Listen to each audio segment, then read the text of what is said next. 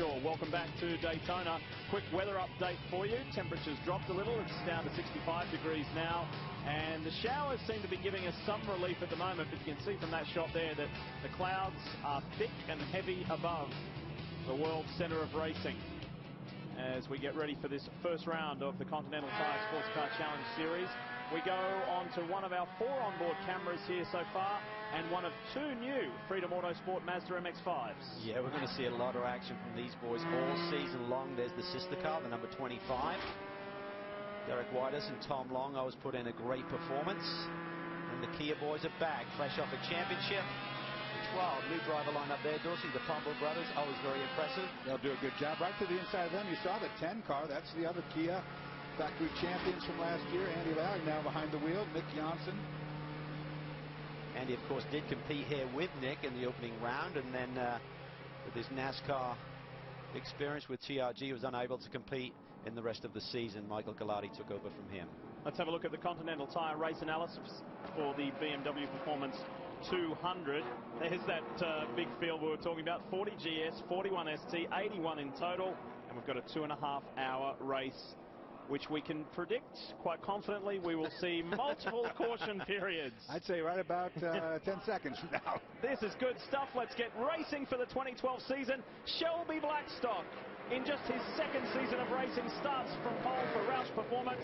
But have a look at that V8 Vantage. Then Aston Martin takes the lead in turn 1. Joe Foster to the front. Look at Eric Curran in that all-black sinister Camaro. He slides through to 3rd. Gunter Scholdak in the mix as well. Aston Martin leads for the first time, guys, in its first outing. This is impressive. 2 cars run by Multimatic. We told you about that a little earlier. And we've got team cars on the front row in ST. Yes, Andy Lally gets off to a good start. It's Mark Pombo alongside him, who will share that car with his brother Matt. And good clean stuff in ST as well. There are several cars leaving pit road, Dorsey, late. You saw them to the inside. That is the pit out, and they chose, some of them chose anyway, not to go out for the start, to finish up at the back because of the slippery. We see one of the turners. That's Oberlin Dallalana off the road. Yeah, that's our championship winner from last year. Paul Dallalana certainly getting involved there somewhere on the opening lap and taken to the grass. This was not a bad decision, I would think, to start somewhere. If you were back in the mired in the pack anyway, I think I would choose to start back.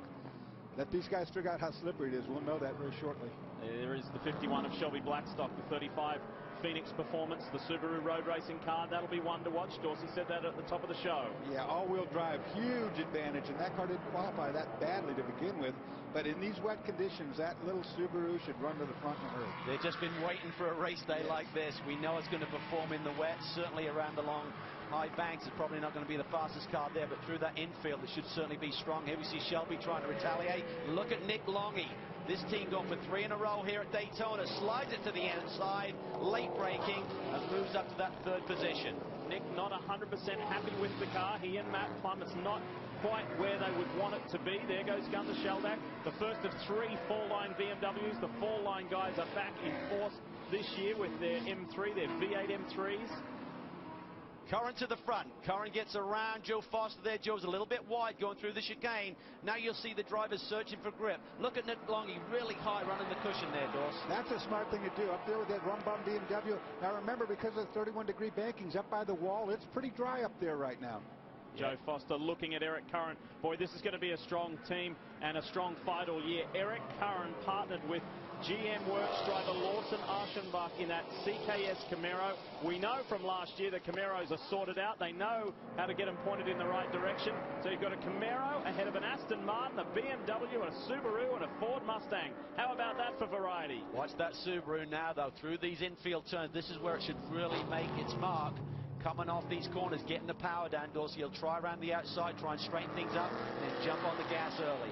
Yeah, that's exactly right, Calvin. The infield is the forte for that car. It doesn't have the straightaway speed as the other cars. Remember, when you got 4 wheels drive, it's a lot of drag on the engine. You lose a lot of horsepower to the wheels.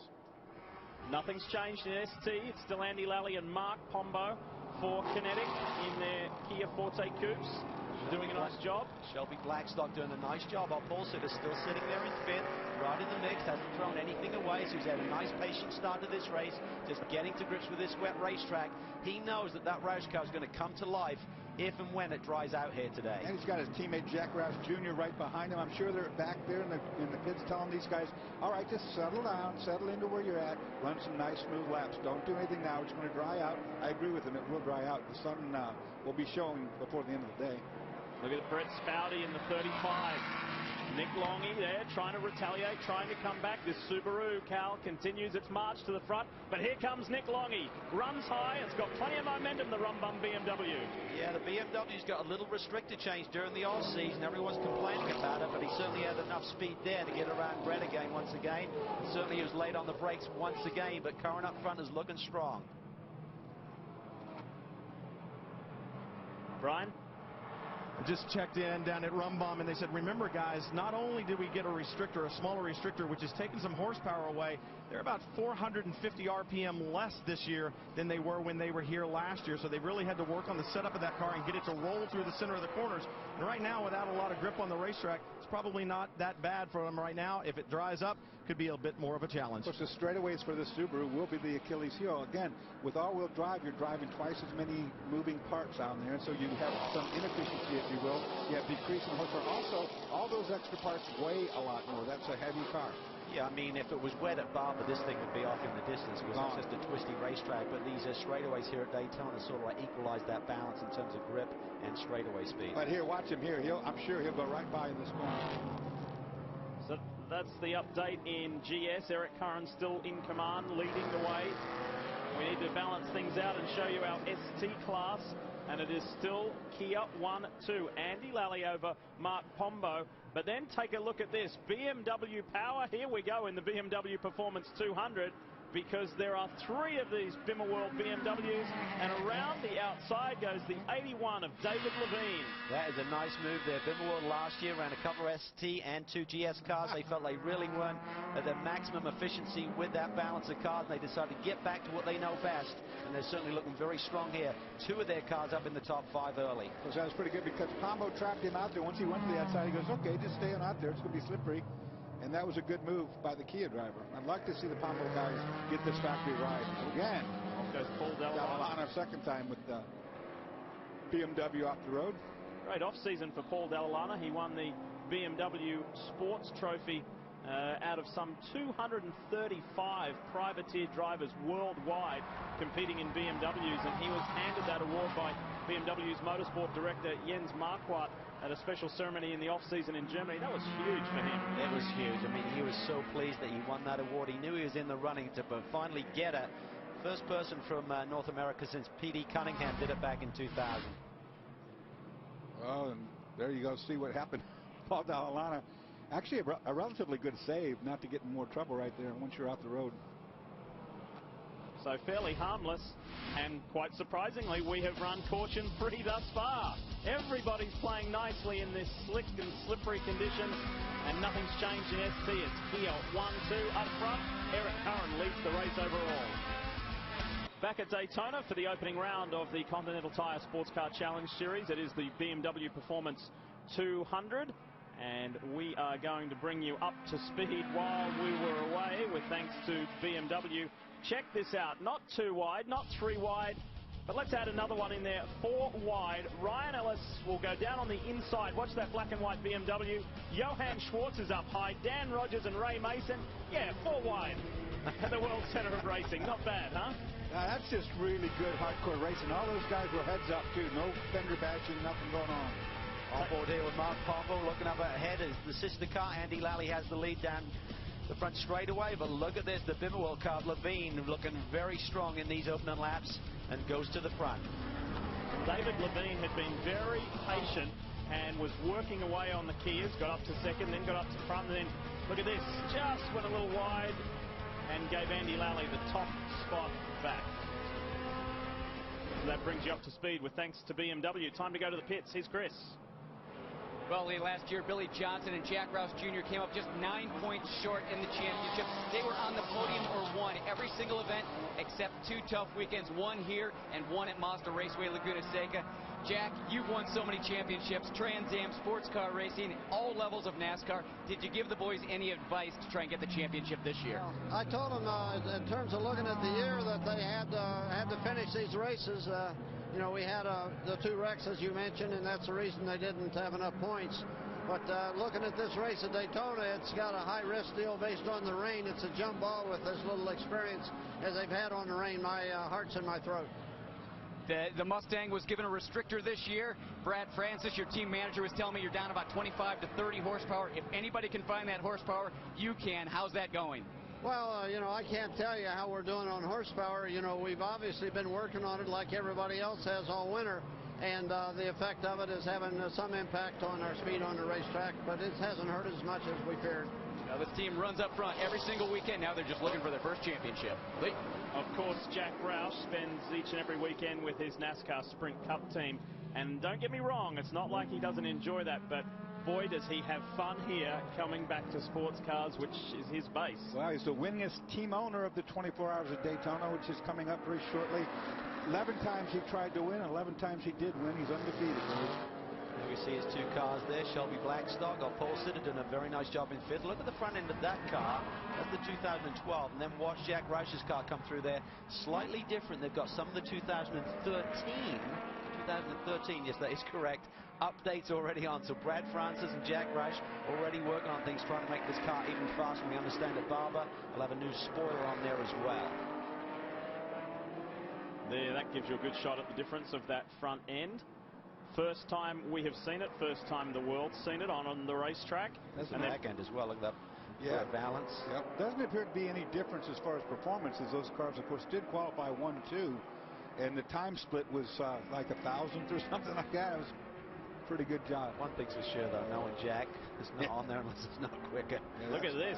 Shelby Blackstock has caught Nick Longhey. Is he about to pass the Rumbum BMW? Well, the track is drying out. That's all that's telling you right now. We're starting to get a dry line. Yeah, Nick is really strong in this braking zone. The BMW has always been good there. Well, you can see it right there, Calvin. Look at the light gray that's starting to form up on the racetrack. And you saw before that the loss of the lead was because they went to that puddle. They got wide, got through there too tight, got into that puddle, and lost all the grip. And with the teams, they can also make some changes to the suspension settings. So the rain was around a little bit longer today than we anticipated. So a lot of the teams were late to the grid. Maybe they put a wet setup on the car.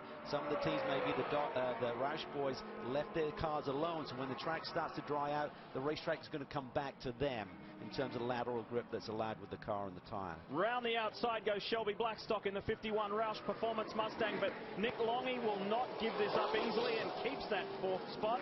It's Jeff Westfall who is in the lead for the very first time in that number 19 Inside Racing BMW, ahead of Al Carter. And this is good, hard racing. Pit stops are happening. This is the reason why the 01 is in. Yeah, good call here. They're going to switch over to dry tires. You can see that the racetrack's drying out, and that the cars that are set up better, like these 2 Roush Mustangs seem to be, are moving forward pretty quickly now. Right side tires on, the Sunoco fuel going in. It'll be left side Continentals. Eric Curran's going to stay in the car, and they're very excited about this driver pairing. Eric said, you know, he thought he was going to be running with Ashley McCallum again this year. She did a great job of improving last year. GM made the call on knocking Curran in this car. It should be strong all season long.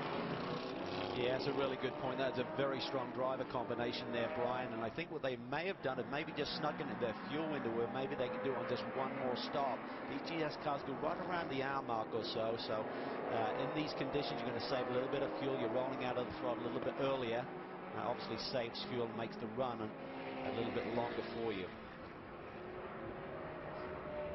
The other problem is with these, what they do, they put on like a wet weather tire door, so it has a much deeper groove, so it dissipates the water better, but it'll also overheat a little bit faster. But look at this ST battle, heating up the 2 Bimmerwald boys. Andy Lally, the meat in the sandwich. You know, one thing that's become evident already, Dawson Carl, is that, as the 81 gets a little loose, David Levine catches it again, is that the Bimmerwald boys, led by team principal James Clay, are back in their comfort zone. They may, by their own admission, bit off a little bit more than they could chew last year, as Cal alluded to, doing 2 GS cars, 2 ST cars. They're back with 3 ST cars. They're in their comfort zone. They know what this is all about. And just like their very first year in the Continental Tire Sports Car Challenge Series a couple of years ago, they will be a championship contending team. Oh, absolutely. I mean, we see the full course yellow come out there for some that's had it on the racetrack. The 62 car stopped out on the racetrack, we understand. It looks like no damage to the car, guys, like you just pulled off. That's in the back part of the, I think that's a mechanical failure you're looking at right there more than anything else. So first yellow after almost 30 minutes of racing. So it's been fairly smooth at the moment, and there is Matt Plum ready to take over from Nick LONGHI. Remember, he's going for 3 wins in a row here at Daytona. All right, let's bring you up to speed with thanks to BMW, and here's the BMW. Nick LONGHI comes in to stop while we're away. Matt Plum takes over, but... Well, they won at the 30-minute mark, which you need for championship points, so Nick LONGHI will not get points for that unless he gets back in. Here we see Jack Roush Jr. makes his pit stop, stays in the car. Brett Spouty does the same thing in the Subaru. So all of these guys will be making another pit stop anyway for fuel, and then they'll do their driver change. A couple of minutes later, the 30-minute mark had ticked by, so it allowed the ST Brigade to do driver changes. Here we see Andy Lally turning over to last year's championship winner, Nick Johnson. And that brings you up to speed. We're ready to go. Dorsey, it's been a really encouraging day for several teams, particularly the Subaru road racing team. That car, that blue Subaru, is back there in 5th. And they want it to keep raining. Unfortunately for them, it has dried out. The racetrack is dry now. Everybody's switched over to dry tires, and that does not play into their court very well. Eric Curran leads the way for the CKS Camaro team with Matt Plum tucked in behind. He's up front here at Daytona. Look at that Stevenson's Camaro. It runs a little bit wide with Matt Bell behind the wheel. As they get up to speed, let's talk more about the Subaru with Jamie. Well, I was checking in with the team earlier, and Andrew Aquilente, he told me that, yeah, the rain, the weather, that's all an advantage because we are four-wheel drive, but in the off-season, they were able to do some development work on that car. They've actually taken 60 pounds out of the bodywork, which finally gets them to their minimum weight that Grand Am allows them for the very first time since they've been running this car. So for the whole 2012 season, they're expecting some similar success that they've already seen today. That guy that Jamie was talking to, Andrew Aquilente, does all the work on these cars himself. He's not just the driver. It's Brett Spouty behind the wheel at the moment. Frustrating season for those guys last year. Only one top 10. So this is a real sweetener to get the 2012 season underway. Yeah, absolutely. They're looking for big things this year. Just to update the fuel strategy, we speculated maybe these GS cars making that pit stop around the 2-hour mark could make it on just one more stop. Not so. The boys down in pit lane have been chasing those numbers, and they're saying about 53 minutes on a fuel load is what they can go. So they'll need a full fuel load and a splash unless we see a lot of caution. But meanwhile, here comes Matt Plum. These are the guys going for 3 in a row here at Daytona. Takes it to the inside and takes the lead from Curran. That looked pretty easy, as a matter of fact. They both let it go pretty easy. But I tell you guys, now you're going to see the cream come to the top because the racetrack's pretty dried out. Everybody's on slick tires now. The race is on. To Brian. Nick LONGHI down here at the pit box at Rumbum watching and cheering on Matt Plum. Now, obviously, when you got out of the car at 28 minutes, you're not going to get points for this event unless you get back in. But I talked to Joe Vardy. He said it's about winning races. It's about winning championships. Does that make it tough for you? Not really. This is this team, this whole thing is a team operation. I said it last year, I said it this year.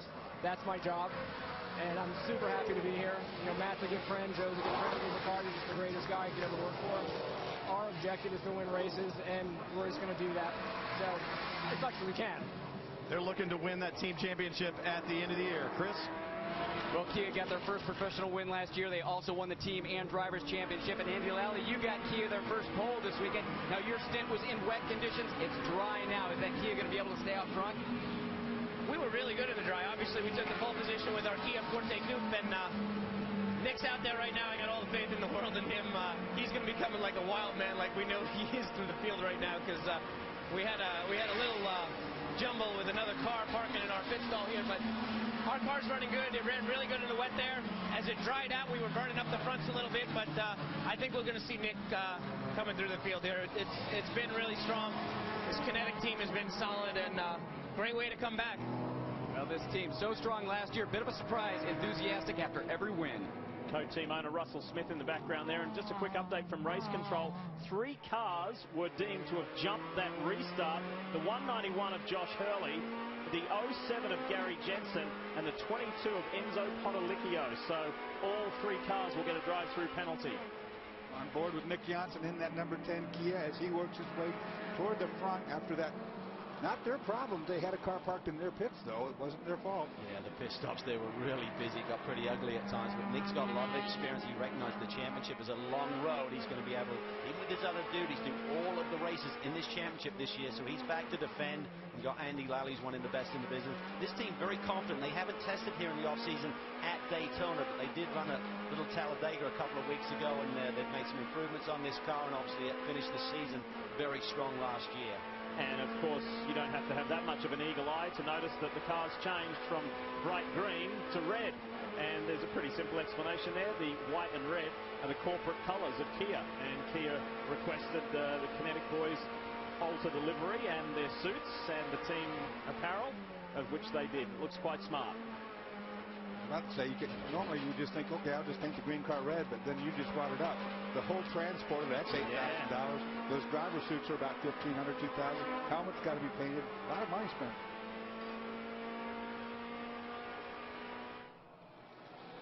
There we see overall Matt Plum leading. BMWs are very strong here today in the ST class as well. And Jamie Bimmerworld were looking really strong there with David Levine running. Yes, and only his second Continental Tire race. David Levine, you were able to take the lead in the ST class. What did you think about racing here at Daytona? Well, we're obviously excited that in the first race of the season, we're able to get our BMW up front into the lead, and we couldn't be more proud of the team. And I'd like to say thanks to everybody for doing the work. You only did one race last season. You're starting off the season already. What are your plans for the rest of the year? Well, I'm going to do the full season with Greg. Obviously, we'd like to do as best as we can, maybe go for the championship. Personally, I'd like to go for Rookie of the Year. Good luck with that. Thank you. David at a young age. There's a spin there by the 158. Blew the oil. I think we got an oil damage. Follow where that car's sitting, unless that's water that he just that might have dropped the wheel. Yeah, you see that box that they're getting a little bit loose as well. It's a possibility. I think that is oil that I just saw over there. And there was a car circulating the track. The car number 6 for Mitchell Motorsports did have an oil leak a little earlier when we were away. So whether that is playing into things that are happening right now, I guess we'll find out. But David Levine is an interesting guy. Playboy MX-5 Cup. He did some USAC, did a little bit of ARCA. So he's done a bit at a young age, and obviously he was a key performer and a good performer here earlier in this race for Bimmerworld. Now 3 strong in 2012. We're up and running for a new season, and Matt Plum, will he get that hat trick, that three-peat, 3 victories to start off 3 successive seasons? We'll find out. Great to be back at Daytona International Speedway, the world center of racing here in Daytona Beach, Florida, for the season opening round of the Continental Tire Sports Car Challenge. This is the BMW Performance 200, and this is a BMW Up to Speed segment. While we were away, this is what went down. Look at the 52 and the 2 getting into it. Jim Click and Richard Golinello, the Mustang boys racing hard. That was a little rude, but this, Calvin. Yeah, Frank Rossi just got in there way too deep and turned Patrick Dempsey around and did a little bit of damage to that right rear quarter panel. And then the big move by Joe Vardy and the crew there, bringing Matt Plum in from the lead. They will definitely not be able to do it on one more stop the rest of the way. For the rest of the GS cars, that is a big question mark. They may need to hit pit lane twice. You heard it from Nick LONGHI earlier. He will not get back in the car. It's his job to help the team win the championship. Pace car is off. We are ready to go back to racing after quite a lengthy yellow. Let's do it, and it's the 4-line BMW of Hugh Plum out in front of Eric Curran, and then the Roush Performance Mustang, the first of them with pole-sitting Shelby Blackstock behind the wheel, then Jack Roush Jr. Then we pick up French-Canadian driver Jean-Francois Dumoulin, who knows this style of racing so well for so many years. JF knows how to win here at Daytona. He's done it before, so keep an eye on that Porsche. Guys, the sun for the first time just now starting to break out. The temperatures on the track are going to start going up. And I would think, you know how segments go, Calvin, during a race. I would think this is going to be a full-on racing segment. I think you put your fast guys in right now and really let them go. Yeah, they're going to be pushing hard at this point, and the real key is what is the balance of the race car going to be like in these conditions. We had the slippery, rainy conditions to start. It started to dry out, but now the track should be in good shape. Just before the break, just before that caution, we had the 2 brothers, Matt and Hugh, running around at the front of this field. nose to tail, and on one lap they ran exactly the same lap time. These are two brothers in two different race cars down at the 1/10,000th of a second, so that was quite remarkable to see. Very evenly matched family. No bragging rights there, guys. That's right. And as two brothers, they're not very competitive either. They love each other dearly, but they do love to compete against each other. You may notice that the Be Positive logo aboard the 45 BMW is a little larger this year. Of course, the Andrew McDonough Foundation, Hugh and Al Carter and Hugh Plum do such a good job for that organisation. And there has been a driver change there, so you won't see another one in that front-running car. However, in the second-place car, Eric Curran is yet to hand over to Lawson Archenbach. You see the GS field fly through there, through the bus stop chicane, and the ST cars won't be too far back either. Good shot from our cameraman there. You see the cars jump over that first curb, Calvin. You got to be a little bit more gentle when you cut back here across that second one because it's wet to the outside. On board with Nick Janssen trying to make his way through the field. A lot of these ST cars pitted just 10 minutes ago, and with the ST fuel efficiency, they're now able to go the rest of the distance without another stop. So some of the GS cars may have to hit pit lane twice more. The ST cars, some of them who just made that pit stop, may be able to go to the checkered flag now. And this is why you love Daytona. Up on the 31-degree banking, a lot of racing room. If you're brave enough, you can go all the way to the top there if you want. Race control update.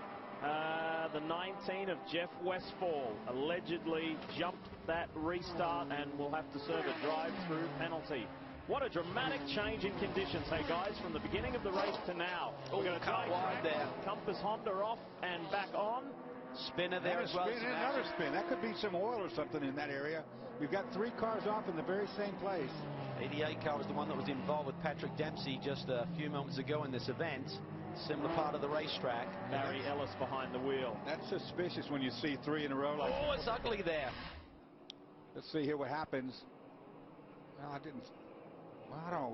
I'm not sure. Well, he's got a flat tire. That probably came from the contact. Couldn't quite see how it was initiated. I didn't either, but there was a lot of cars getting off at the same time, which is always a little bit suspicious. It's one of the Star Works Mustangs there. That's the 11. And this is Barry Ellis with a wounded Porsche. So he will make his way back. We will clean things up at the moment. No sign of a yellow at this stage. Let's check in with Chris Neville. Well, last year, Derek Whitis and Freedom Autosport were a major contributor to Mazda winning the Manufacturers' Championship. But, Derek, you guys didn't start off strong at Daytona. You just made a great strategic call bringing the 25 in. You guys are good to go on fuel, so you're hoping to start the season off a little bit better this year. Well, I think it's looking pretty good. Last year was a great success. Anytime you can take the Mazda and you can turn into a little race car that can beat Porsche and beat BMW and beat Ford and beat Audi and beat all those guys, we were pretty happy and pretty excited to help Mazda and bring that home last year. Looking pretty good, but Daytona's a tough track for our car, but we're going as strong as we think we can right now. Pretty excited. Really, the cornerstone of this program is the interaction with our armed services, and you've brought 4 members of the armed services here this weekend. Yeah, we got a bunch of guys here this weekend, and they're always so appreciative.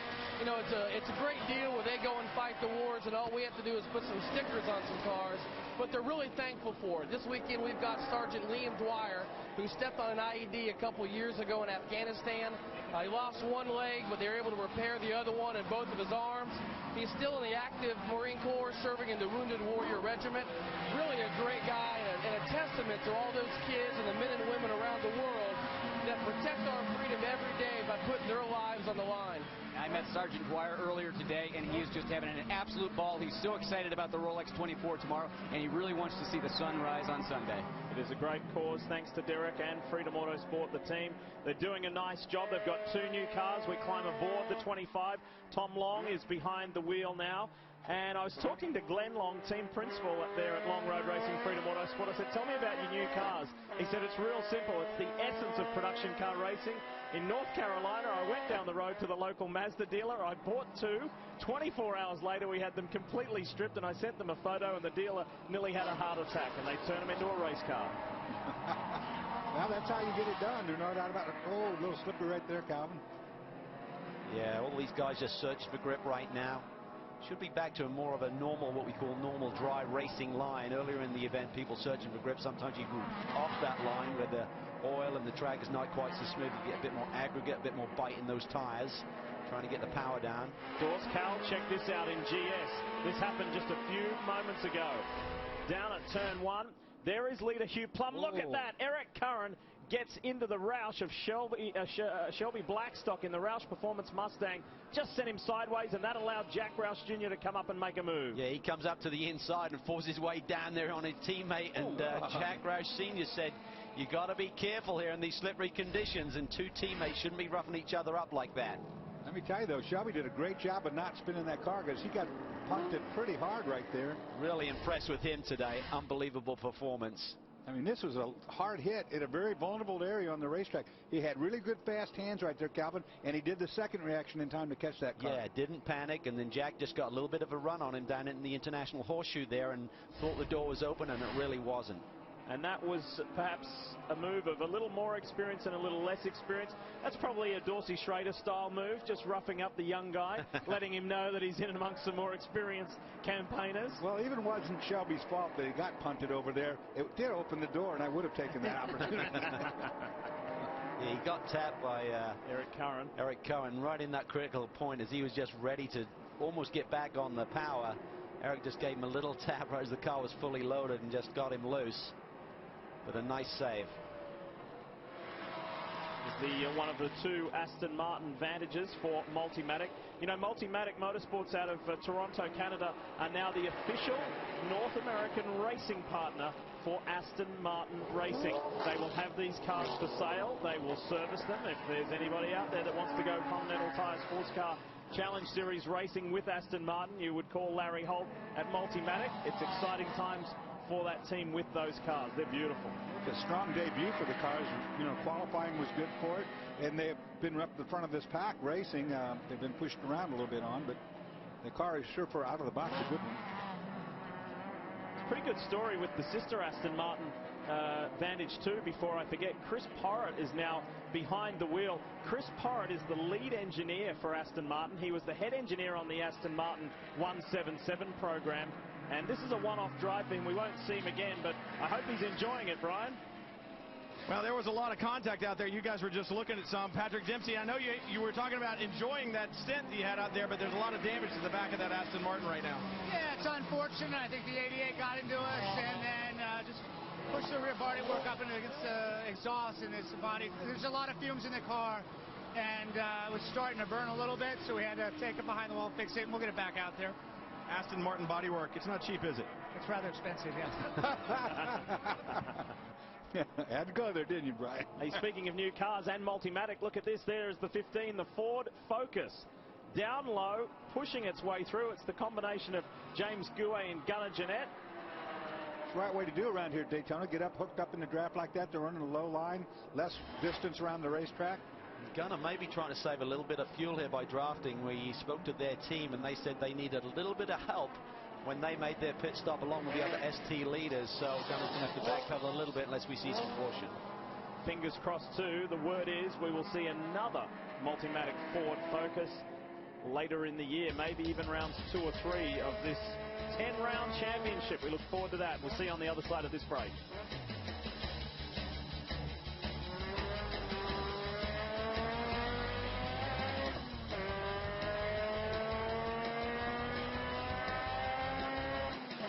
Appropriate we're talking about BMW because here's the BMW up to speed while we're away. Important round of pit stops under caution. We start with the 13 rum bum BMW. Well, remember, these guys have pitted a lot later than the rest of the field, so this is a really short start for Giovanni and his boys. They just changed the right side tires, topped him up. He leapfrogged around a lot of cars on pit lane. Here we see the Roush boys in getting full service, topping the guys well up with fuel and going to 4-tire change. Now watch this one here. This is very pivotal. 45 cars. Look at the Roush cars. They're already here already. 3 cars are parked. The 2 Roush cars were there first. But this is the first pit, and he doesn't have a speed limit to adhere to. So watch what happens. He jumps the 2 Roush cars. However, they're going to put him behind those 2 cars. They're not happy. There's some arguing going on. The Roush guys protested it. You see it right here. And then the ST leading car at the time, the Insight Racing BMW, came in for its stop, and it's been a pretty positive day for Insight in both GS and ST.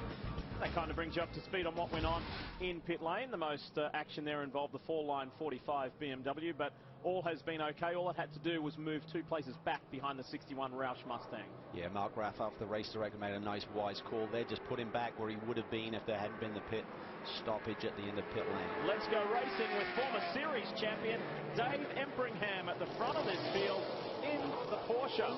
This looks good. Dean Martin right behind. Tony Rivera's tucked in there as well. And Andrew Aquilante, yes, that Subaru road racing team machine is there.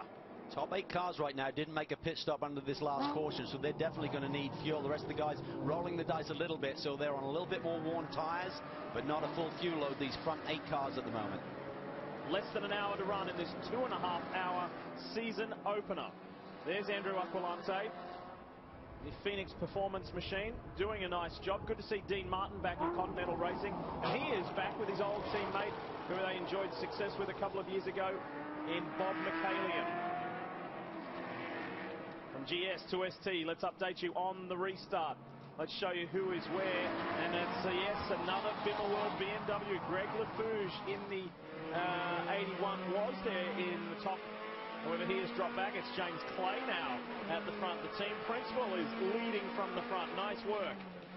Nick Johnson right here riding on board the Kia, number 10 Kia, of course, in 3rd place. He was our pole sitting car. I would think he's going to really put it down now.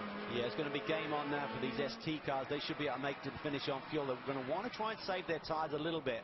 We get another caution. You want to have a strong car for the finish here. So just going to be a little bit of cat and mouse now, just really positioning yourself for the last segment of the race. BMW, Honda, Mazda, Kia, great spread of manufacturers in ST. And this is always the interesting run in these Continental Tire Sports Car Challenge Series races, the final hour. Then you get down to the final half an hour. Who's got what? Who's good on fuel? Who's looked after their tires? Who's in a good spot?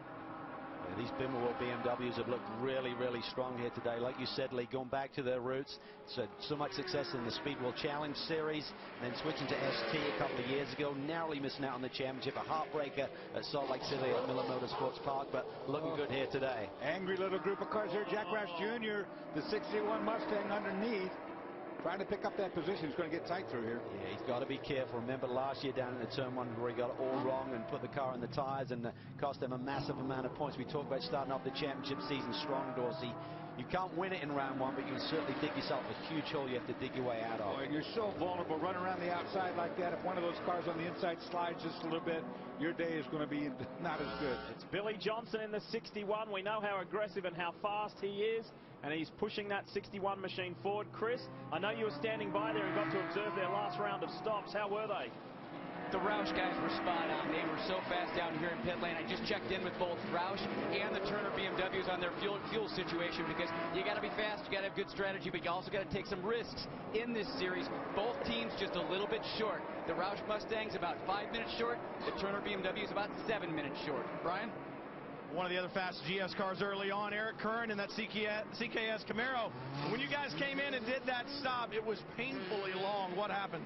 Yeah, I guess we had a problem with the fuel rate here. It's disappointing. We had one issue with it last year, and it acted up again now. So the guys are going to get it fixed. We can't have stuff like that happen, especially this year with everything Chevrolet's put behind us. And Lawson and I in the 01 Camaro together, and everything these CKS guys have done to make this car as fast as it is. And obviously showed a lot of speed today, especially in the wet. But you know, we can't have slow stops like that. We got to stay up front, and I think Lawson will get it up there. He's a hell of a driver, so you know, we'll be all right. But would have been nice to have a quicker stop than that. Did they get a full load of fuel in? Yeah, they did.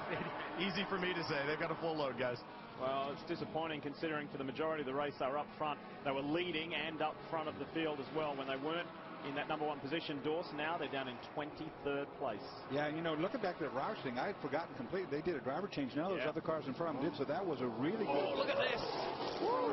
Subaru in there really deep. Trading paint with a 52. That's a great job. Took out the right side mirror on the Subaru. It's now gone. They have been so patient, they being the guys at the Subaru road racing team, Joe Aquilante, Andrew's dad, Andrew himself, Brett Spouty, all the guys who work on this car. And finally we're seeing the results that they hoped for. Look at Andrews looking across at Dean Martin. Yeah, Dean doesn't want to give it up. You better give it up on that left-hand king. Margie here, boys. This is going to get good. Dean Martin's very aggressive. Look at that, really late on the brakes. Watching him with a love tap there. Yeah, man, that's hardcore right there. I can't tell you, that left-hand kink, you just can't go side by side through that. Somebody won't make it. This is where it all started.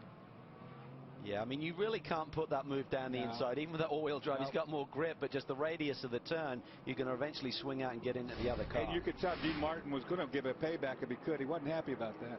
That was the fight for second place. Dave Empringham in the BGB Porsche still leads the way. So it's he, then Andrew Aquilante, Dean Martin, then Billy Johnson, Matt Plum, Ian James. Great to see Ian back in Continental Racing. He's not with his regular teammate in Tom Nastasi. Look at that Mustang come back on the Subaru. I think it was about 20 years ago. It was the young Englishman. Yeah, he's more middle-aged now. He's got a few grey hairs like the rest of us. But still great to see him back. He's one of the best guys in the business driving one of these cars. We need to squeeze in a break, and as we do, I want to quickly update you on ST. Greg LaFouge is now back up front in ST. The Kias are running strong. Nick Johnson, the series champ in ST. Can he start the season the way he finished? We'll find out. To see what happens. Yeah. That's what you're going to do with that show. Yes, you're seeing a very wounded RSR Mini and a very wounded and heavily damaged Multimatic Ford Focus. Speaking about crazy stuff on wheels, it has all just happened here at Daytona. The season opener for the Continental Tire Sports Car Challenge Series. And this is Gunnar Jeanette. It's already happened, and it's pretty nasty. Yeah, down into the bus stop there, something went awry in traffic. He got turned, heavy impact with the wall, and destroyed the front end. Look at it at speed. Not sure if he got in the back of someone, lost his brakes possibly, or whether he got turned into the wall. We didn't catch it soon enough. Gunner's not a guy that crashes often, so you know there was contact. And this one in the trial was really could have gotten a lot worse. Big enough. Kyle Gimple in the 198 and Terry Borcheller in the 23 BMW. That was nasty. Let's show you. Watch Kyle Gimple in the red Mini. He's rubbing all over the back of the other Mini, and I think they break apart here. He's got steering in, and he just collects Terry. Nothing he could do. Yeah, I think he was trying to get off the back of the Mini in front of him, and then suddenly they broke loose, Dulcie, and he suddenly had massive steering input to the right and just clouded Terry. Had nowhere to go. Scary moment there, coming across the grass, nearly turns him.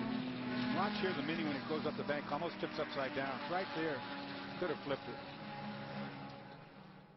In slow motion, you see him right here. He's working the back of the other Mini. Watch the contact from Terry Borcheller into the wall. That is a heavy side impact for Terry, and this is a big weekend, Rolex 24 weekend. Let's hope Terry is physically okay, and Kyle Gimple for that matter, but I think Borcheller in the BMW took the heavier of the two hits. And remember, Terry last year, just coming off a broken wrist from an accident he had last year, and that's the kind of accident that whips the steering wheel, Calvin, in your hand. He wouldn't have seen that one coming and would be able to protect himself. So as you can imagine, there's quite a big cleanup underway here at Daytona International Speedway. We'll take advantage to squeeze in a quick break. When we come back, hopefully all is looking good. We'll go racing. Stick around. Last year for the 24 hours at Daytona, BMW was able to bring its then new 1 Series M Coupe to be the pace car. This year we're very, very pleased to have the M5 pace the BMW Performance 200. And what a beautiful car it is. There it is. It is the 5th generation M5. Lots of new features. There's been quite a few changes, and just one as a no-cost option. You can specify a traditional 6-speed manual transmission, which has been carefully tuned for feel. It's a nice car. Our very own Chris Neville got to drive it earlier this weekend. How was it, Chris? It was unbelievable. Really? Absolutely unbelievable. So much power, so much brakes. It does not feel like a big, heavy car. It handles well. Truly unbelievable. Speaking of power, you're about to see it unleashed. Look at Brian Sellers in that 4-line BMW sitting second. He's all over Billy Johnson. We see green, and there's just half an hour left in this season opener. Yeah, Brian Sellers has been the fastest man on the racetrack this afternoon, but we know the speed and prowess of Billy Johnson at the front of the field right now. Then right behind those two, you got Matt Plum going for his 3rd straight victory here at Daytona. Half-hour sprint race, guys. We're on it now. Hold on. It's Roush Performance at the front with Billy Johnson. This time last year, they finished 32nd after there was a little hiccup at turn 1. Jack Roush Jr. hit the wall. It was over and out. Other than that, and one other hiccup at Laguna Seca, they finished on the podium every single time. They're going to make amends. They're going to fix that mistake a year later, perhaps. We'll find out in half an hour. Look at Matt Plum all over to Brian Sellers. It's a BMW battle. 4-line versus Rumbum. 2 more 4-line cars tucked in there. Charles Espenlaub and Hugh Plum. Then young Jade Buford is now behind the wheel of the 51. And Boris Said is there, the first yellow BMW you see for Turner Motorsport. Look at Billy Orblin looking to the inside of Boris Said. That's going to get tight there just out of our screen right now. The 2 Turner boys mixing it up down there in 6 and 7. This is what Billy Johnson wants to see. All these BMWs fighting each other, not fighting him. This is the BMW Performance 200, and BMWs are well placed in both GS and ST. Greg LaFouge leads the way in ST at the moment over Nick Johnson and Taylor Hackard. So 2 BMWs in the top 3 there. Look at this. It looked like Billy Orblin must have lost some ground there when he tried to go underneath Boris Said, and he's now being swamped by Mustangs and Camaros and everything else in this field. Boy, too bad Jade Buford can't get up there with Billy Johnson, try to do a draft, 2-car Mustang draft. These BMW guys are fighting each other and not doing each other favors yet. Keep a watchful eye on car number 9. That's Stevenson Motorsport Camaro. Meanwhile, look at this. Battle for second, and Matt Plum is on the inside. Watch for Charles Espenlaub, championship winner. He and Charlie Putman. The Charlie car, they're back together. Big season in Continental and Rolex. Piece of bodywork or tape there coming loose on the other 4-line car there. Looks like the fender is actually detaching itself, and we're going to full caution. I'm not sure about the full caution yet, but there is something falling off that car. Looks like the whole left front fender. Here's your reason, the 63 BMW. And that's Sarah Catano. Street tuning class car. Looks like left front damage, Cal. And we are assuming that this is the reason for the full course caution. I think now our 5th one for this race. Must have had contact with the wall. Looks like the left front is damaged pretty heavily. Sarah switching, of course, from the RSR Minis last year, narrowly missing out on the championship with Owen Trinkler. Disappointment in that final round at Mid-Ohio. Looked like the championship was going to be theirs for a while. She gets her running, and the tow truck's chasing her. Going to outrun the tow truck back to wherever she's headed. Take a look at how bad the damage is here in the left front. Got the front pretty decent, but it's not rubbing, Cal. Looks like the alignment's still good. Yeah, she should be okay.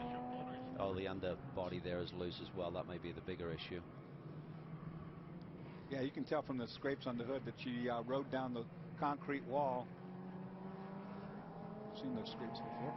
This is one of the BMW 128i's that Kevin Doran ran in the 2011 season. So damage on the Mitcham Motorsports machine. You'll hear us talk about 4-line BMW. 4-line Motorsports. They've got 3 cars in the top 5 in this race at the moment. Let's go there now with Jamie.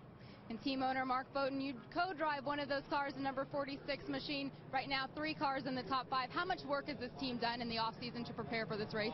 It's been enormous. The team has been great. We went through the entire cars. We did a lot of work on developing the cars. Really have come out very strong right out of the box at the test. The cars were great, and having a co-driver like Brian is awesome. Very proud of him. Also like to thank our new sponsor, Backstager, going to be launching in March, so look for that. But the team has done a great job. The pit stops were awesome. It's been a flawless weekend, so hopefully we keep it that way. Another team that's done a lot of work in the off-season, Chris Neville of Starworks. Well, Peter Barron's Starworks team won the last Rolex race last season. And Peter, the team saw some expansion this season. You guys running 4 cars in Continental Tire Challenge. Having a good day so far. You got 2 running in the top 15. Yeah, it's really unbelievable how competitive this stuff is here. We got some of the Multimatic Ford Mustangs here, and they showed up just before the last test, and you know it's a whole lot of catch-up in these things to do. You know, our goal was to just come here, run the cars, and see what they're all about. And fortunately, we have 2 months to try and catch up with everybody here. But so far, I mean, hey, it's a good run. If we could salvage 2 top 10s out of this, that'd be nice for a first run. Well, Peter's team got a lot on their plate. 4 cars in this series, 2 in the Rolex 24, 1 of them on pole. Brian? Joe Vardy calls the shots down here at Rumbum Racing. And, Joe, this last full course caution, I don't think it really played into the strategy you guys had in mind. What do you do to get to the front now? You just turn Matt loose? Yeah, we've been saving fuel, but now that these 2 yellows have come out, we don't have to save fuel no more, so we're going to let them go. Taking the reins off. Look for that 13 to try to make it 3 in a row here at Daytona. Lee? There he is, the veteran Joe Vardy, otherwise known as Baby Legs. Couldn't quite see them there, but it could be 25 degrees Fahrenheit, and he still wears shorts. He's pretty good at strategy, though. Here's a quick break. We'll be back on the other side. and it's been unbelievable. It's been explosive. It has been so exciting. We're yet to see the best from James Stewart this year, but it has been excellent. Yeah, it's fantastic racing, and never a dull moment. And I think in the last 23 minutes of this race, Dorsey, we're not going to see too many dull moments either. And that huge crowd you were just looking at, which is record, by the way, are about to see. What I said was a 30-minute sprint is now going to be a 20-minute sprint. You're right, Calvin. This is going to be no holds barred racing right to the end. Under our 5th full course caution. This time last year, we had 6 cautions for a total of 17 laps. This one has been a little bit dragged out. We haven't really got into a good flow or good momentum here. Now, we see the 04 of Mark Miller running slow. Chris can update us on this. Yeah, Lee, few problems with C.J. Wilson's car. That car is brand new this weekend because the car that they brought to the test in early January was crashed heavily, and Bruce Ledoux broke 4 ribs in that wreck. So they had to build this car up in just the last couple weeks, and today they've got an issue. The differential is slipping when the car is under load. So right now, under caution, no issues with that car. They're going to stay out there and circulate. But once they get back to green flag racing, that car not up to 100%. So a little bit of a tough start here for this new team, but I'm sure they'll get things figured out by round 2. Hey, Chris, you remember about those 4 broken ribs, don't you? That was a little go-karting accident a few years ago. Since been banned. Yeah. Chris had his wife banned off fast. Chris is being very quiet about he didn't want to talk about that. So time ticking away. We raised the question earlier, will this man finish, will this man begin the season the way he finished? It's our reigning ST champ, Nick Johnson. It was huge, not only for he, but for Kinetic, the organisation, and for Kia. Remember, Kia only entered the Continental racing a couple of years ago with 0 racing heritage on road, that is anyway. And for Russell Smith, Nick Johnson, team principals at Kinetic, Jim Thompson, who does the engines, the whole team have done an amazing job to get these Kia Forte coupes into not only race-winning but championship-winning cars. Yeah, they're great machines right now. Really got them dialed in. You saw the Delphi light system there, which alerts the drivers when we are under caution. It's flashing in front of Nick there on his dash. And be great to get the championship off to a strong start here. It's going to be a stout field this year, but Nick Johnson certainly has the experience. He knows how to get the job done, and Andy Lally, well, you know, what can you say about him? He was the NASCAR Rookie of the Year last year and has gone on to do so many great things, particularly here at Daytona. Greg LaFouche has done a nice job for James Clay's Bimmer World. These cars have been very strong. How about the 30 of Taylor Hackard, one of 3 i-MOTO Mazda Speed 3s. There it is there, the green and black machine. Taylor really shot to prominence last year, began to show us what he could do, and this guy's been very quick, and all of the guys at i-MOTO have worked very, very hard on getting these Speed 3s up to speed, pardon the pun, but they're now heading in the right direction. So Taylor's sitting in a nice solid 2nd spot ahead of Nick Johnson. You see the sister i-MOTO cars back there, so they're very well represented in this top 5 or 6 at the moment. Pierre Klein-Newbing is in there. He's sitting 4th in the next i-MOTO Mazda Speed 3. So some very talented drivers, and then we go to the front of the pack. This is going to be amazing, Brian. Well, you were just talking about speed for the Mazdas. Well, when you have that speed, you've got to be able to slow it down. And what the Rumbum team has worked on in the offseason is a good brake package so that the car is stable and the pedal is consistent. And that's what Matt Plum's going to need over these last few laps here if he wants to attack and get it up to the front. A good brake pedal. They're very confident in the BMW that they've got. We've got huge driver talent in these cars right now, but I suspect things are going to get a bit ugly, Calvin. Yeah, we see that damage there to Charles Espenlaub. I mean, he was really pushing for a move into the top 2 positions there. I'm not sure what that's going to do at high speed, Dorsey, in terms of either the balance of the car or certainly a vibration that he's got to deal with. Luckily, it's not going to rub the tire anyway. BMW M5 exits the racetrack on pit road. Billy Johnson at the front of this pack. Brian Sellers, Charles Espenlaub, Matt Plum, Jay Buford, Hugh Plum, they're all in the mix. Let's go back to racing here at Daytona. You got the Plum brothers, one behind Billy the Johnson other. really loose. Oh, he's in there deep. He's in there deep. Brian Sellers now side by side trying to get the power down in the BMW. Espenlaub right in the mix as well. Johnson fights hard. That was a good recovery. Wow, look at this on the outside. The 45 of Hugh Plum. He goes right around the outside of his younger brother, but he can't quite get it done. Yeah, and is Matt going to give him any room? No, he doesn't. Boy, Good stuff. Billy Johnson, what a save that was. I mean, he was in way too deep. Had to really muscle it up and get that car back under control. Roush, four line. And then the rum-bum BMW, another four-line car, another Roush. And let's not forget about the two Turner boys. Boris said, Billy Orblin, they're running 7th and 8th, ahead of that Stevenson Camaro in 9th. And then Lawson Archenbach has worked his way all the way back up into the top 10.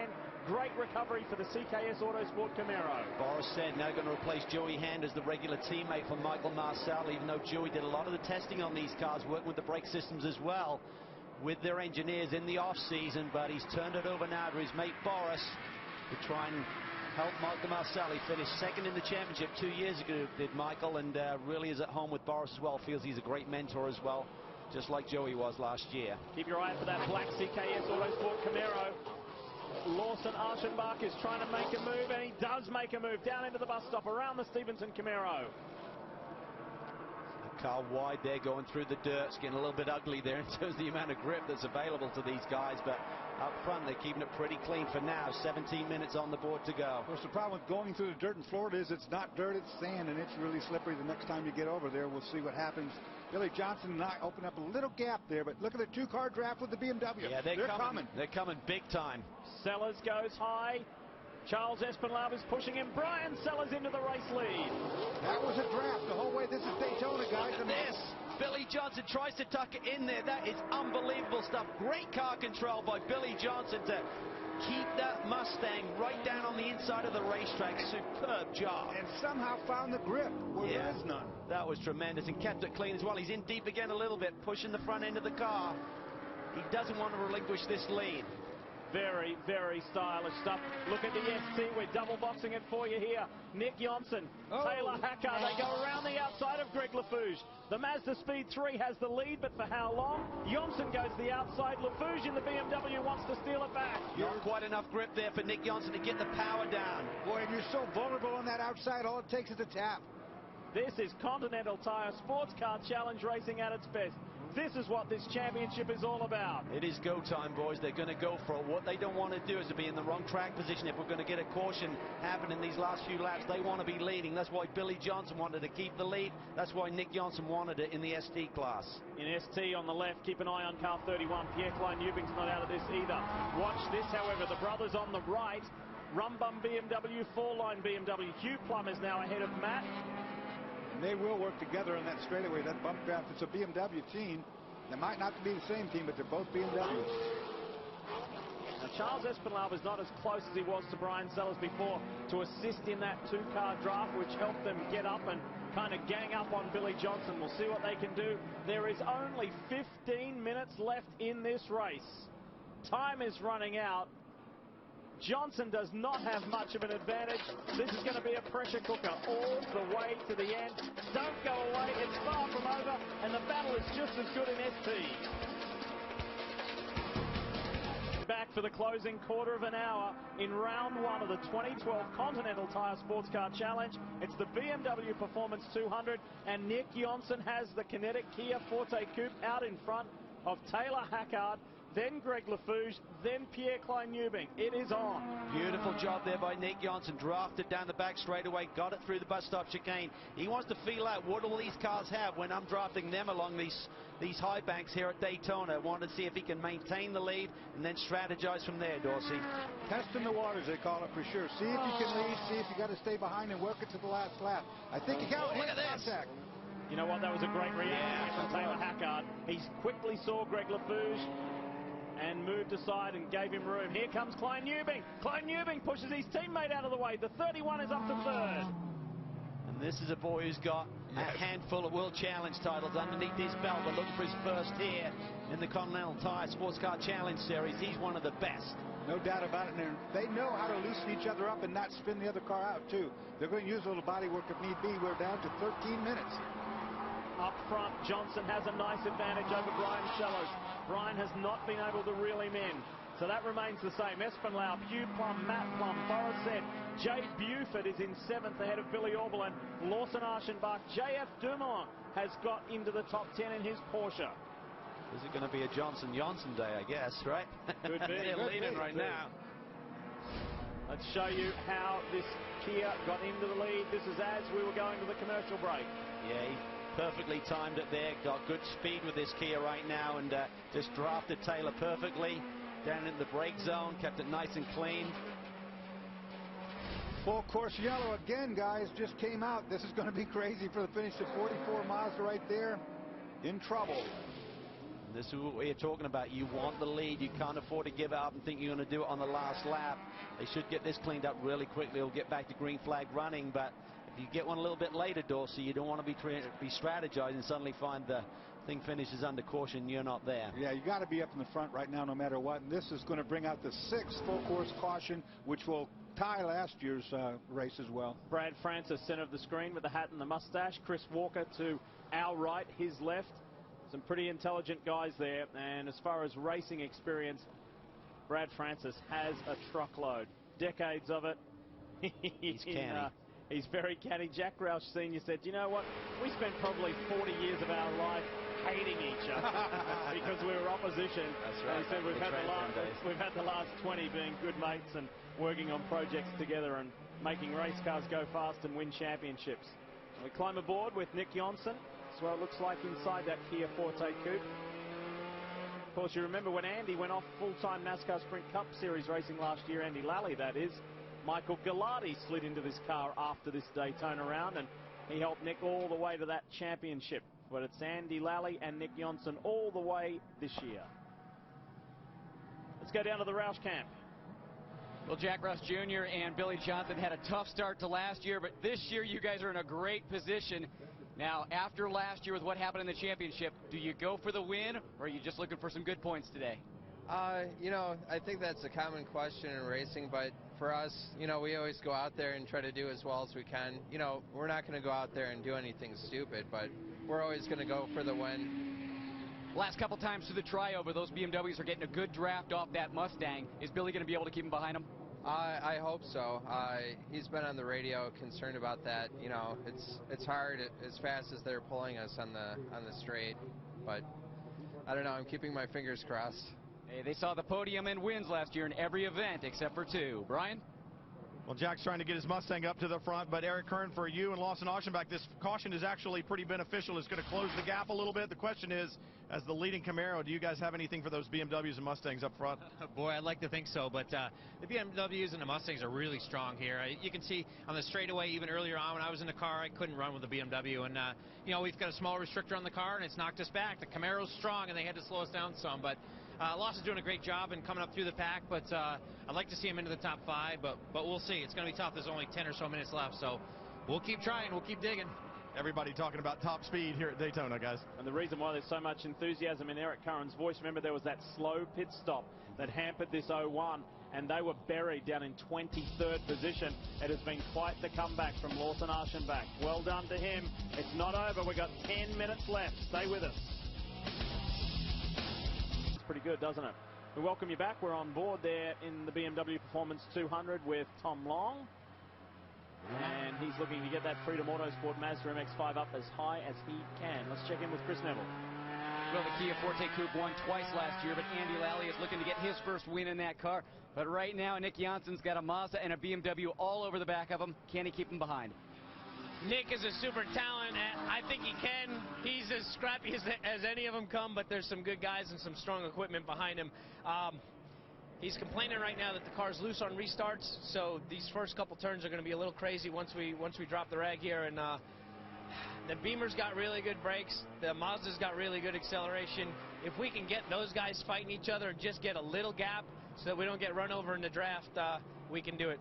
After 2.5 hours of racing, it's going to come on to a couple lap shootout. Jamie? We've seen the number 81 Bimmer World BMW leading in the stages of this race, currently second. So David Wagner, you engineer the car. What does Greg LaFouche have left for the closing stages?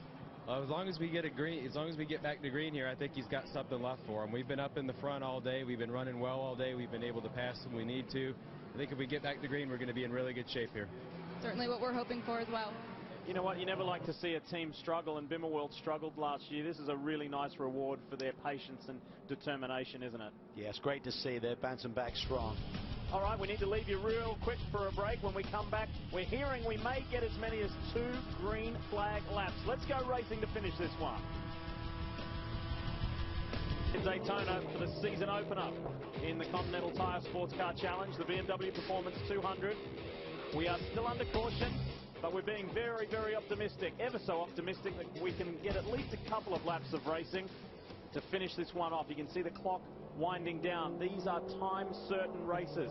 2.5 hours for this one, the BMW Performance 200. So we'll see.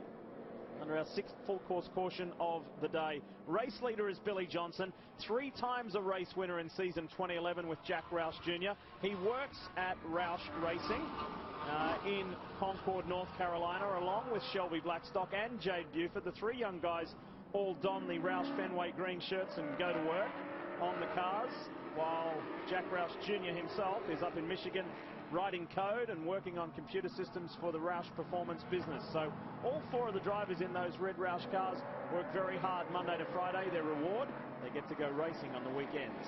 Nice reward. Yeah, and Billy's one of the best in the business. He's a really bright young talent. But all of these guys have been through a restart recently. They know what the balance is like in this race car. They'll be trying to make all of the adjustments they can and be prepared. Billy Johnson got into that turn 1 really, really deep. He's not going to make that same mistake and allow maybe Brian Sellers to get alongside him like he did on the previous restarts. There's going to be a lot of strategizing going on behind the steering wheel right now. Forget about the pit boxes. Now it's down to the drivers to make it happen. So Billy Johnson really working the heat on the rear tires, really throwing the back of that Mustang around. I think he wants some more rear grip is what he's trying to get, because the back end stuck out on him that last stop. Yeah, Lally talked about Nick Johnson saying his car was loose. He's from Scandinavia. He should be able to deal with that, having driven on the snow for a lot of years. So it's going to be an interesting restart here in both classes. Boys, what do you think? Put yourself in the driver's seat. Last restart we saw Billy Johnson just go into turn 1 a little too deep. He got sideways. It was a miraculous save, and he was able to hold on to the lead. Do you tell yourself not so much this time, or do you be equally as aggressive? Well, he doesn't need to force that corner quite as hard, I don't think. Just hold the inside line. I don't think Brian's going to be able to get the grip to go around the outside, but you'll have to wait and see. He can't afford to give it up too easy. Guess what? We're going to go racing. Green flag flies. Let's do it. Let's take it all the way to the finish. Billy Johnson over Brian Sellers. The 4-line team are feeling ever so optimistic to try and get a victory. Billy, good start that time. Gained a little advantage right away, and that gave him turn 1 with no pressure. Yeah, he's got a couple of car lengths now. That takes the pressure off heading up into the International Horseshoe. He doesn't have to protect. He can really just hit his marks, execute, and run the lap time that he's capable of. He's got 2 laps to do. Look at this, orbling down the inside of Boris. And the 2 of those are not going to touch, I wouldn't think, but that's not the fast way around either. Ryan Dial was forcing his way through on the inside there, and there was contact between Jade Buford and one of the BMWs there. Nick Johnson with a good start also in the ST category, guys. He leads his class through turn 1. Greg LaFouche second in that 81 BMW, then the Mazda for i-MOTO of Pierre Klein-Ubing. They've broken away from Taylor Hackard, haven't they? It's a sprint to the end. Yeah, I mean, Pierre Klein-Ubing is going to be really putting the pressure on here. He wants this win badly, but Nick Johnson, look at these Turner boys battling out for the GS. Or said taking that position back, but Arbelin fighting hard to the outside. They're going hard at it. You know, BMW has won this race for the last 3 consecutive years. It's been rum bum for the last 2. One of our storylines at the top of the show was they're going for 3. It's unlikely that they will do it. Good comeback from the Turner boys. It was a tough start for those 2 cars, but Boris and Bill have brought them back in the right direction. Can anyone catch Roush's Billy Johnson? That's the question that needs to be answered. Yeah, he's looking awfully tough. He's run the fastest lap of the race right before we went to that last caution. So when he needed the speed, he had it underneath that hood. Yeah, he's got the bit between his teeth, no doubt. He's running off some fantastic lap times right now. Look on the left side of the screen. You look at Nick Johnson extending his lead also over the 2nd place street tuner car. Yeah, he's broken the draft, which will really help his course. This is exactly what Andy Lally was talking about. If Nick can get the break, let the Mazdas and the BMWs battle out, we should be good.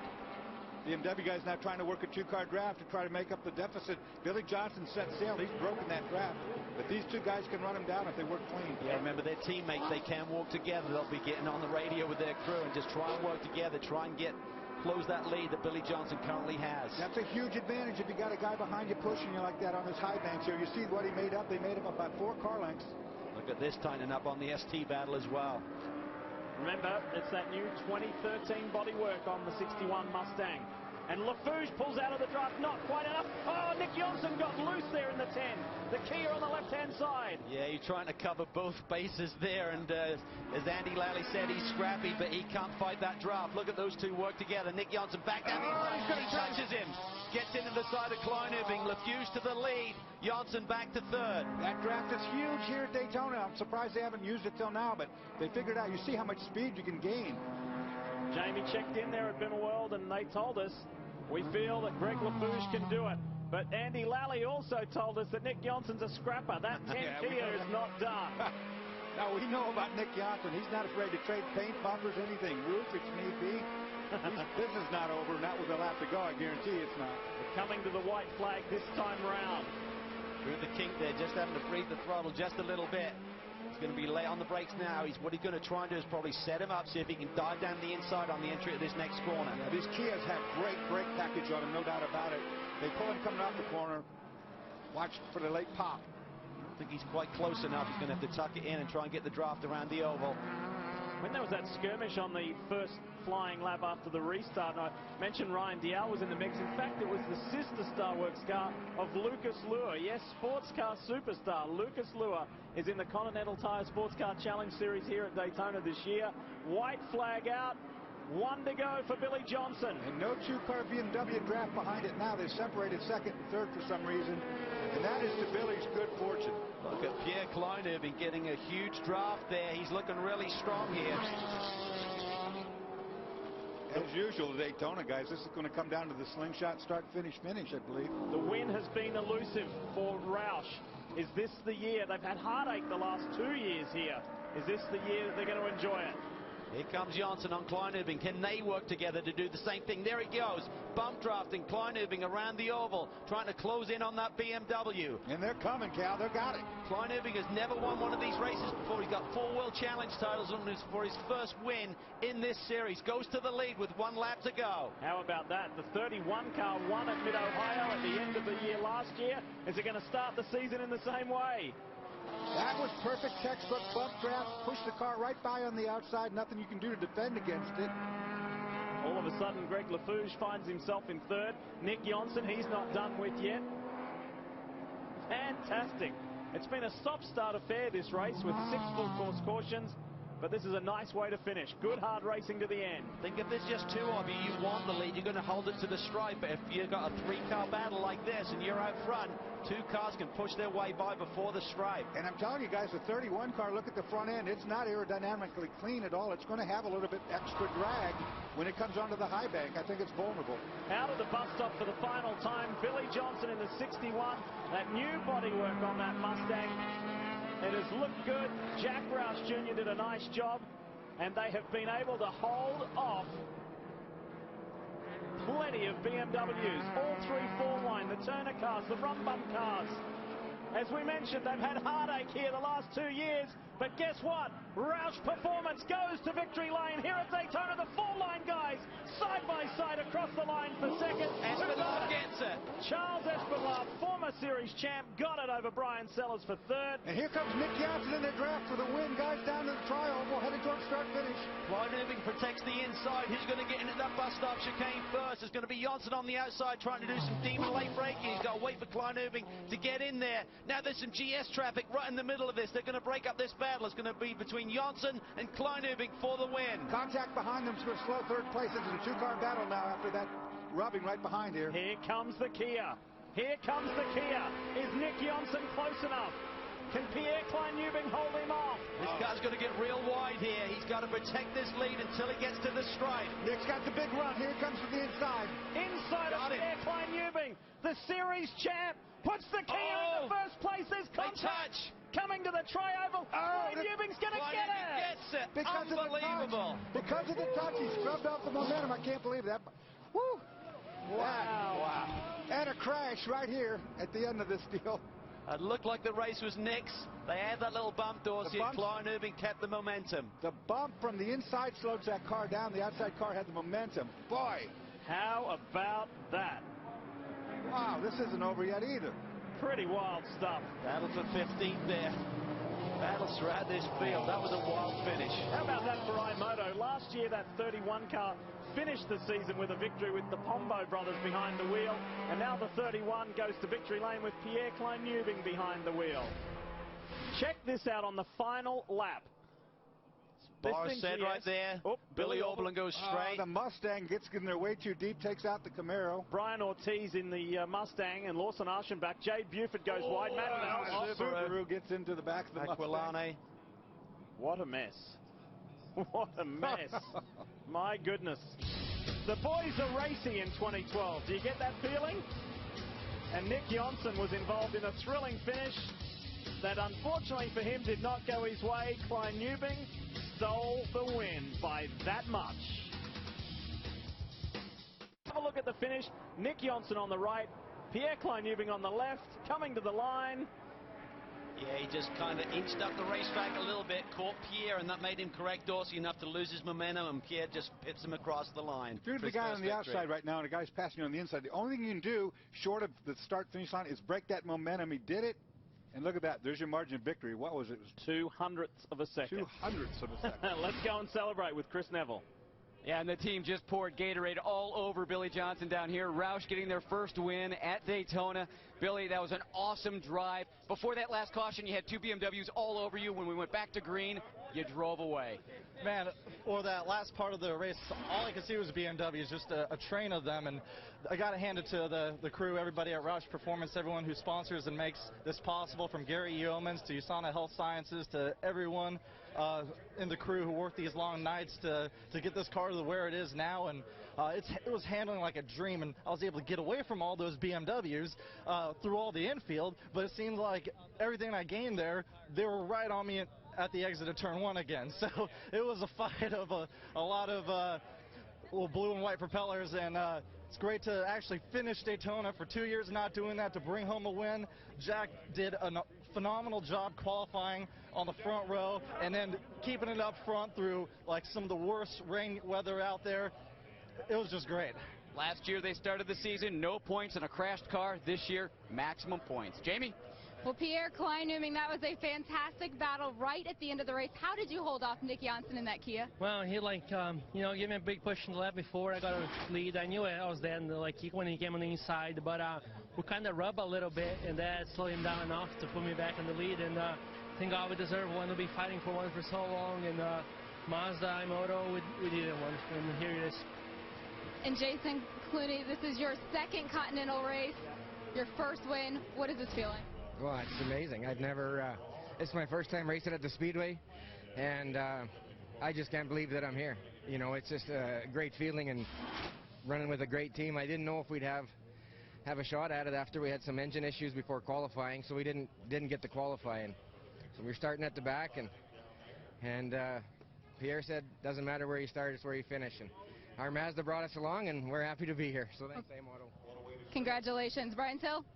Wow, it was close in both GS and SC. Charlie Putman, I know you were watching Charles Espinal out there, but Charles, I mean, it doesn't get any closer than that, and especially battling your teammate right down to the line for second. Yeah, you know, everybody at Fall Line did a great job, and we had some really good BMWs today, and just not quite as good as that Roush Mustang, but, you know, it's great running with Brian, and just knows about, it's just, you know, like he said, I timed it just a little better than him on that last lap, and you know how that is. It's Daytona, it's all about the draft. So. Well, Charlie Squared won this championship in 2010. They're starting off on a really good foot this year. Jamie? Well, Nick Johnson, that was a great battle at the end. What was it like from your seat? It was awesome all day. And it's great, you know, for Kia Infinity, Kia Motorsports, Continental Motorsports to be back, you know, up in the, not in the winner's circle this time, but, you know, on the podium at least. And it's a good start of the season. Having Andy back is awesome, you know, so we're going to give him a good, hard, you know, run for the championship this year, that's for sure. So it's awesome. Congratulations, guys. Thanks, Jamie. Let's take a look at the results as we're enjoying this replay of that run to the line one more time. Boy, that was gripping. And again, 0.02 of a second was the margin of victory. What about that fight to the line in GS between the two four-line boys, Charles Espinal and Brian Sellers? The margin was 0.007 of a second. So close is the name of the game, the way we get 2012 going. And here is an overview, and as you heard Billy Johnson mention, finally relief at Daytona, and a Ford atop a slew of BMWs. 6 BMWs in the top 7, and they don't win, Dorsey. That's to be frustrating. Yeah, it is really frustrating, no doubt. And with that craziness at the end, look at 8 and 9, 02 and 22.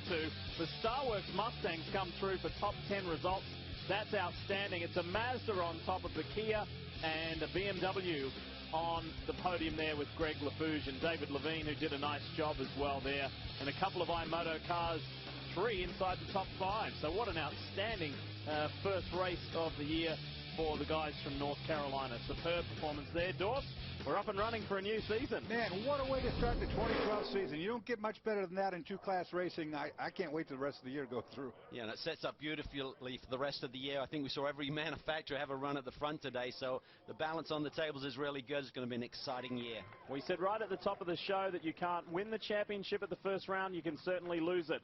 These guys were proof of that last year. They have rectified things now. Roush Performance finally win at the World Center of Racing in the Continental Tire Sports Car Challenge Series. Next race, we head to Alabama for Barber Motorsports Park, Saturday, April 7th at 3 p.m. Eastern on Speed.